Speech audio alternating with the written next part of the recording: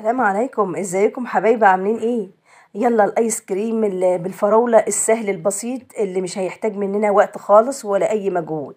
هنعمله مع بعض في دقايق. حطيت الاول نص كوباية من السكر البودرة ونص كوباية من الكريم شانتيه الخام، ونزلت بكيلو الا ربع من الفراولة المتفرزة المجمدة، كنت مجمداها في الفريزر، نزلت بيها كده.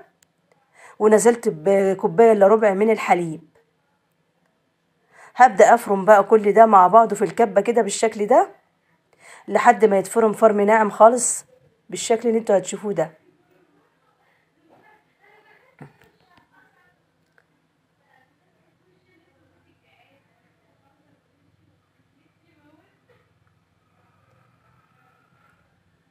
بقى معايا بالشكل الجميل اللي انتوا شايفينه ده.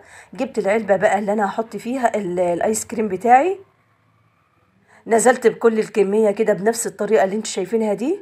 دخلته الفريزر بتاعي بقى لمدة ساعتين اتنين لحد بس ما يجمد معايا، مش هيحتاج وقت كتير. بعد كده بقى هقدمه بألف هنا وشفا ليا وليكم. تحفة. جمد معايا بالشكل الجميل اللي انتوا شايفينه ده. تحفة يا جماعة. هقدمه بقى لأولادي. طعمه خطير، ما اقولكمش عليه. والله يا جماعة طعمه تحفة. جربوه، اكتبولي في الكومنتات ايه رأيكم في الجمال والحلويات دي. هتعتمدوه على طول من جماله ومن حلاوته، ما عدتوش هتجيبوه من بره خالص.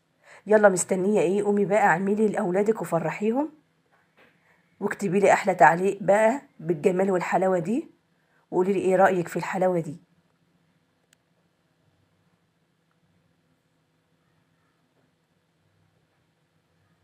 لايك وشير لو عجبك الفيديو.